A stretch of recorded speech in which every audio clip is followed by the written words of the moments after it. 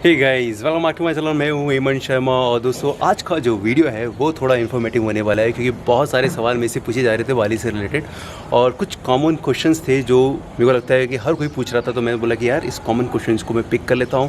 और क्योंकि अगस्त के महीने में आप में से बहुत सारे लोग जा रहे हैं बाली में अपनी छुट्टियाँ बिताने, क्योंकि अगस्त के महीने में इंडिया में पड़ी बहुत सारी छुट्टियाँ। तो बहुत सारे लोग ने मेरे को बताया कि भाई मैं अगस्त के महीने में जा रहा हूँ, तो ये सवाल का जवाब दीजिए, ये सवाल का जवाब दीजिए। तो मैं सोचा एक वीडियो बना देता हूँ और विस्तार से उन सारे सवालों को आपके साथ शेयर कर लेता हूँ। तो सबसे ज़्यादा जो कॉमन क्वेश्चंस में से पूछा जा रहा था वो ये था, जब मैं बाली जाऊँगा, जब आप लोग बाली जाएंगे तो आपको क्या इंटरनेशनल ड्राइविंग लाइसेंस की आवश्यकता पड़ेगी। तो मैं बता देता हूँ कि भाई as per the rule international driving licence की आवश्यकता पड़ती है एज़ पर द लॉ। अगर आप लॉ को लेके चलेंगे तो आवश्यकता है इंटरनेशनल ड्राइविंग लाइसेंस की।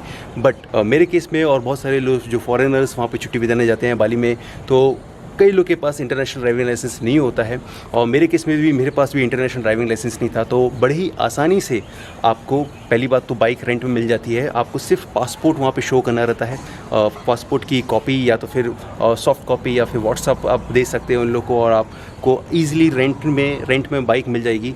और दूसरी बात, कोई भी कॉप्स, कोई भी पुलिस वहाँ पे स्टॉप नहीं करती है, कैश नहीं करती है, खासकर टूरिस्ट को कि भैया हाँ चलो आप अपना इंटरनेशनल ड्राइविंग लाइसेंस दिखाओ, या कुछ भी टूरिस्ट को परेशान नहीं किया जाता है। बड़ी आसानी से मैं अपनी छुट्टियाँ बिता रहा हूँ बाली में और it's no problem at all to me कि अगर कोई कॉप्स पकड़ रहा है या कोई मेरे को परेशान कर रहा है या फिर ड्राइविंग लाइसेंस के बारे में से पूछ रहा है, तो कोई ऐसी दिक्कतें मेरे से नहीं आई है। तो मैं ये शेयर करना चाहता हूँ आप सबसे कि अगर आपके पास भी इंटरनेशनल ड्राइविंग लाइसेंस नहीं है तो आपको वरी करने की ज़रूरत नहीं है। आप आसानी से जा सकते हैं, पासपोर्ट के थ्रू आप बाइक रेंट में भी ले सकते हैं। बस ये कि हेलमेट पहनना ज़रूरी है, हेलमेट पहने रहिए।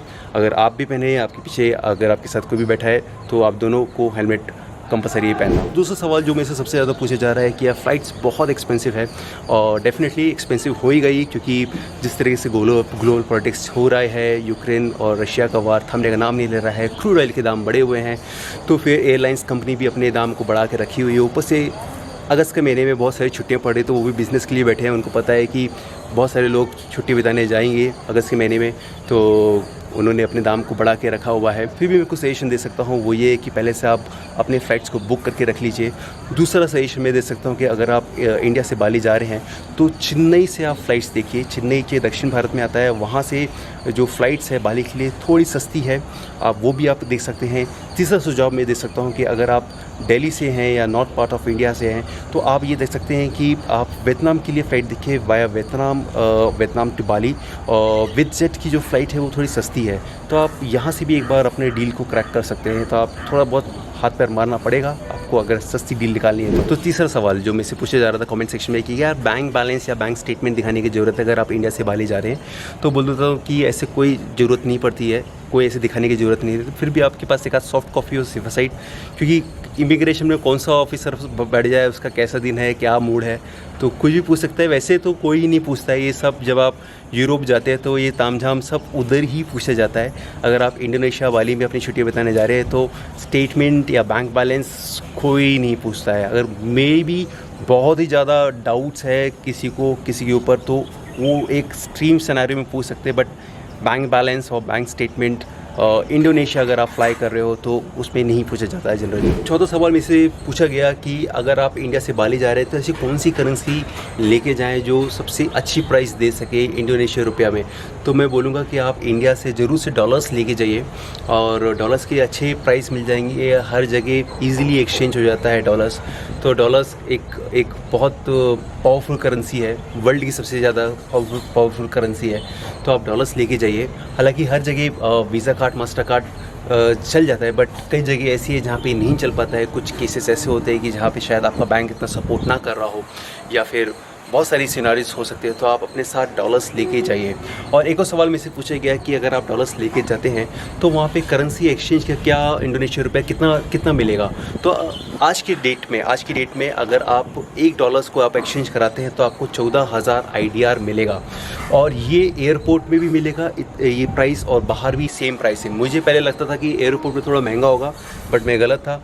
यहाँ पे मेरे साथ सिचुएशन डिफरेंट हुई। जब मैं एयरपोर्ट पहुँचा तो मुझे को 14,000 $1 का मिल रहा था, और बाहर भी सेम ही प्राइस मिल रहा था। तो ऐसे कोई ज़्यादा फ़र्क नहीं पड़ा।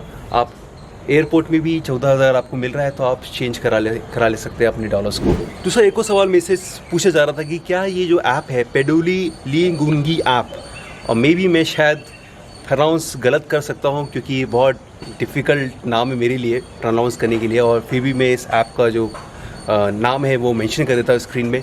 तो ये जो ऐप है क्या ये डाउनलोड करके और रजिस्टर करना ज़रूरी है? तो दोस्तों मैं अपना केस बता देता हूँ कि मेरे पास मैंने ये ऐप को डाउनलोड करके रखा था और उसको रजिस्टर कर लिया था, बट ये इसमें कुछ बग्स है, इस ऐप में कुछ बग्स है, तो इसके बाद का जो प्रोसेस है वो मेरे से हो नहीं रहा था, बट स्टिल मैंने इस ऐप को डाउनलोड करके रखा था। और जब मैं फ्लाई कर रहा था बाली के लिए, तो मेरे से किसी ने इस ऐप के बारे में पूछा ही नहीं, nobody asked about this app. तो एटलीस्ट आप भी ये ऐप को रजिस्टर नहीं कर पा रहे तो एटलीस्ट डाउनलोड करके रख लीजिए। अगर आपसे रजिस्टर हो रहा है तो अच्छी बात है, पर डाउनलोड करके रख लीजिए इस ऐप को। तो दोस्तों आने वाले समय में बहुत सारे इन्फॉर्मेशंस वीडियोस में भी बनाने जा रहा हूँ बाली के ऊपर, क्योंकि मुझे पता है कि अगस्त के महीने में बहुत सारे लोग जा रहे हैं, यहाँ पे से बहुत सारे लोग जा रहे हैं छुट्टी बिताने वहाँ पे। सो बहुत सारे पूछ रहे हैं मेरे से कि भाई 5 दिन के लिए मैं जा रहा हूँ तो कौन कौन सी बेस्ट जगह है, 7 दिन के लिए मैं जा रहा हूँ तो कौन कौन सी बेस्ट जगह है, आपका खर्चा कितना आया है बाली में जाने का, मैं सारी इन्फॉर्मेशन में शेयर करता रहूँगा। साथ साथ ब्लॉग्स भी जो चल रहे हैं बाली के वो भी आप देखते रहिए, एंड कीप इन टच, मैं तो ये बोलूँगा। और फिर भी आपके पास कोई सवाल है आप पूछ सकते हैं बेझिझक होकर कमेंट सेक्शन में। पूरी कोशिश करूँगा कि उस आपके सवालों को बेस्ट रिप्लाई दे सकूँ, करेक्ट इन्फॉर्मेशन दे सकूँ। होप आपका जो बाली का जो आने वाली छुट्टी है अच्छे से बीते और बहुत सारी मेमोरीज आप लेके आए यादगार के लिए। And keep watching and keep travelling.